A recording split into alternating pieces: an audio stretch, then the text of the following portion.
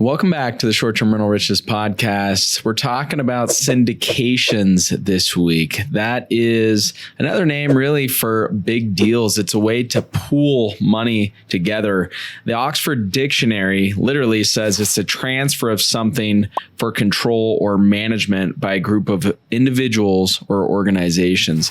So the transfer of something in this case is money. So they're pooling money together to do really big deals. And this is the way most big deals get done. In fact, almost every hotel is sort of ran this way, and big apartment buildings and complexes and shopping centers. Most of the time, these deals are put together by syndicating money. And I remember when I used to work as a commercial real estate broker in Northern California, we worked with a lot of investors this way. I remember I was just a young buck back in the day, but it was really good experience. You know, we sold shopping centers and we sold apartment buildings and warehouses and land. I mean, we really worked with every sort of commercial type of real estate investment, and we only worked with investors. So I remember them flying in and we'd drive around looking at apartment buildings, and then all of a sudden we're making huge, massive offers on these apartment buildings that aren't even really for sale. But that happens a lot in that side of the world. Those things usually don't come on the market, at least the good deals anyways. So that's what syndication is, basically pooling money together. But there's a lot of components to that. So I want to break that down a little bit more for you. And we're going to get to some short-term rental stuff here in just a few minutes in the end part of this episode, because syndications are definitely finding their way into the short-term rental world too, where it used to be you just bought a vacation rental, maybe you had a second home, something like that. Now there's some big deals happen. So I want to talk about that in just a second. But before we do, there's a couple main parts to a syndication. The first part is what you call the GP, or the general partner. And this is the active partner. So you could think of this in terms of the manager, the person putting the deal together. And then you have the LP, the limited partner. And this is just the passive partner. So they're not actually involved in the day-to-day management or anything like that. They're the ones just giving the money over, hopefully to a trusted GP, someone that actually knows what they're doing. These deals can get pretty complicated. I mean, they're really up to your imagination, right? But there's a lot of terms and different components that go into a syndication. It really can be, no two have to be alike, but very often there's some sort of guaranteed or preferred return advertised for the deal. It doesn't necessarily mean that they're going to achieve that, right? So we got to be really careful there. But that's really at the end of the day, someone's looking to invest their money and get a return back. But there's a lot of other components that go into it. So you might hear terms like waterfall. You know, a lot of times the GP charges an asset management fee. A lot of times they charge an acquisition fee, so a percentage just for finding the property. There's a lot of different ways you can do it. And of course, it has to be its own business. It's a partnership. So you have to file different tax returns. You have to make sure that you're filing K-1s for all the investors. There's different legal requirements based on the person investing in the syndication. So you'll often hear the term accredited investor. This is someone that has a net worth of over $1 million, or I believe is making at least $250,000 a year, although this can change.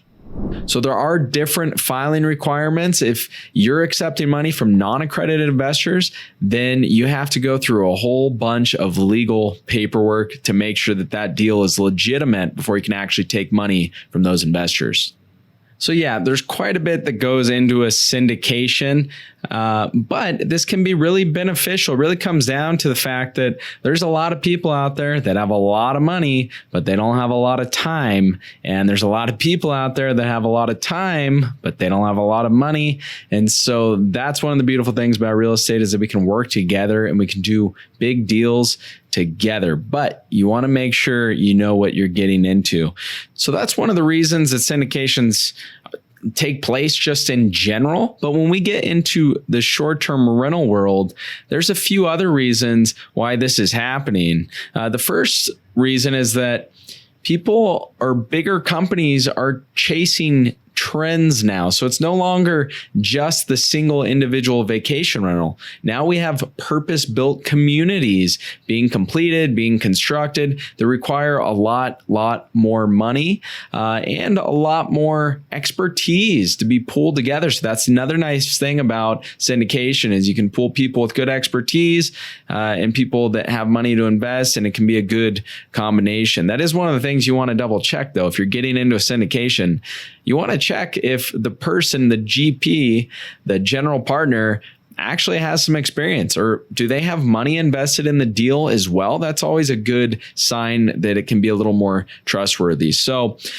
there's trends happening in the short-term rental world. People are doing bigger projects, and there's more money coming in this space, mainly because people have realized that they can earn higher returns compared to alternative real estate investments. I'm not saying compared to all real estate investments, but you can do very well in the short-term rental world. I hope that you've seen that side of things. If you've been listening to the podcast for a while, then we've talked a lot about just the growth of the industry and the opportunity here, but it's still here, and it's because people want experiences. They're looking for alternative travel options, and people are really living in short-term rentals now, which I think is amazing. It's an amazing opportunity. So I've kind of snuck a few words out in some prior podcast episodes, but myself and a partner are also doing a purpose-built community. Right now, our plans are for 15 individual short-term rentals down here in Medellin, Colombia, where I'm at right now. So really excited for that one. I think it's going to work out well, but those projects take quite a bit of time. So there's a lot of reasons for syndications. It can work out really well for lots of people. We just want to make sure we know what we're getting into because it can be sort of complicated. So just to kind of recap here, if you have one that you happen to be interested in, you want to make sure that the person putting the deal together has experience in it. Again, if they have their own money invested in it or some of their own money, then that is a good sign as well. If you're thinking of doing a syndication on your own, you really got to learn the ropes first, right? And we saw a lot of this over the last few years, people going out and doing their first syndication. And unfortunately, a lot of these deals are not working out. Not saying that they don't have the experience, but the economy's also changed. And so what's happening now is they're having capital calls. So they're going back to those passive investors, those LPs, and asking for more money to keep that deal alive. So hopefully you're not in a situation like that, but that is going around. We just want to be very diligent when we go into a deal and make sure we know exactly what's going on. So I'm going to leave you just with a little analogy to try to kind of recap this syndication process. One analogy that I heard recently, and it's about a professional horse jockey, right? And there's three components you need for a professional horse race. You need the jockey, which in this situation, this analogy would be the GP. So that's the manager running the deal. You need the horse, which is the actual deal. And then you have the track, which the horse runs on and the jockey's on top of the horse. The track is the market. So you got to have all three of those pieces for a syndication to make sense, right? You need the market, you need a property, and you need someone to manage it.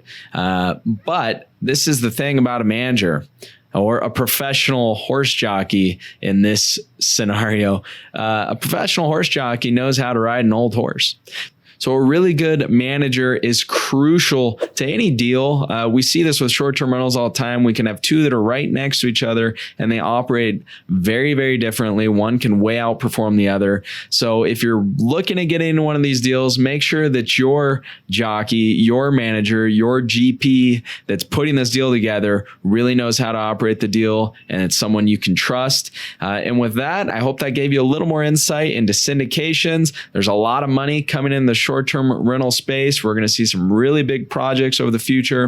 And until next time, I hope you have a fabulous week. I've dedicated years figuring out how to manage my personal portfolio remotely. And it wasn't always easy, and it took a long time. But now, my amazing team can professionally manage my properties without me. And good news, our team can also manage yours. Let us save you the stress and headaches and some money by offering you an industry low fee. To find out more about partnering with us, head to strriches.com STRs.com, hit the property management button, answer a couple quick questions, and meet with me personally. That's STRriches.com. Rest easy knowing that with my team, your properties will be in excellent hands.